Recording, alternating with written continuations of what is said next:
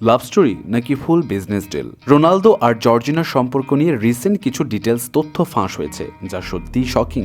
মানে এমন এক রিলেশনশিপ যেখানে ব্রেকআপ হলেও লাইফটা পুরা সেট। পর্তুগিজ মিডিয়া টিভি গুইয়ের রিপোর্ট অনুযায়ী রোনালদো আর জর্জিনার মধ্যে একটা স্পেশাল এগ্রিমেন্ট রয়েছে, যার ডিটেলস শুনলে সত্যি অবাক হয়ে যেতে হয়। শোনা যাচ্ছে যদি কোনোদিন এই পাওয়ার কাপলের বিচ্ছেদ ঘটে, তবে জর্জিনার কপাল এমনভাবে খুলবে যা যে কোনো সাধারণ মানুষের কল্পনার বাইরে। চুক্তির শর্ত অনুযায়ী বিচ্ছেদ হলেও রোনালদোকে আজীবন জর্জিনাকে প্রতি মাসে প্রায় $1,20,000, যা বাংলাদেশি টাকায় প্রায় $1,40,00,000 দিতে হবে।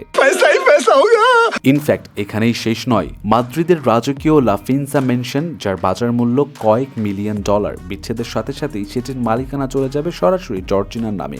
এখন এই সবের পরে সবার মনে প্রশ্ন উঠছে যে কেন এই ধরনের চুক্তি? অনেকেই এই পুরো ব্যাপারটিকে রোনালদোর পিওর ভালোবাসা হিসেবেই দেখছে, যেখানে সে তার পার্টনারের ফিউচার পুরোপুরি সিকিউর করতে চাইছে।